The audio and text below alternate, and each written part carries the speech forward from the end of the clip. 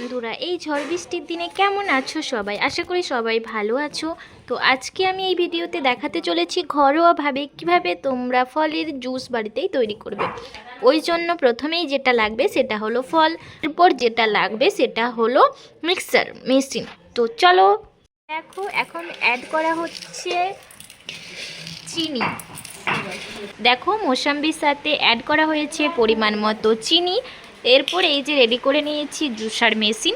এই জুসার মেশিনের সাহায্যে আজকে আমরা বানাবো মোসাম্বির জুস। ওকে, একটু লবণও অ্যাড করে দিলাম যাতে টেস্টটা একটু ভালো হয়। কভারটাও ভালোভাবে টাইট করে দেওয়া হচ্ছে। এই যে দেখো, দিয়ে দেওয়া হয়েছে মিক্সার মেশিন। কনসিস্টেন্সিটা ঠিক এরকম হয়েছে।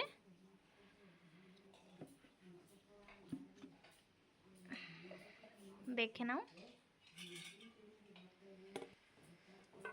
এরপর একটা পাত্রতে ঢেলে নেব, তারপর ছাঁকুনি দিয়ে ছেঁকে নিলেই তৈরি হয়ে যাবে আমাদের জুস, মোসাম্বির জুস।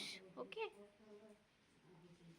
আমি তো বলবো বাইরে 40-50 টাকা গ্লাস দিয়ে জুস খাওয়ার কোনো দরকার নেই। একটা মিক্সার মেশিন বাড়িতে কিনে নাও, আর এভাবেই একটা থেকে দুটো মোসাম্বি হার্ডলি 20 থেকে 30 টাকা দিয়ে তোমরা 4 গ্লাস থেকে 5 গ্লাস জুস ইজিলি বাড়িতে বানাতে পারবে। এই দেখো, ছাঁকুনিতে এরপর ছাঁকা হবে। যেহেতু কনসিস্টেন্সিটা একটু ঠিক, ওই জন্য ছাঁকুনিতে ছাঁকতে একটু অসুবিধা হচ্ছে, তাই ছাঁকুনির সাহায্যে ছেঁকে নেওয়া হচ্ছে। আসলে ছাঁকুনিটাও একটু স্মল হয়ে গেছে। জুসের ছাঁকুনি একটু আলাদা হয়, জুসের তৈরি করার ছাঁকুনি আমাদের বাড়িতে এখন নেই, ওই জন্যই নর্মাল ছোট ছাঁকুনি দিয়েই চেষ্টা করা হচ্ছে।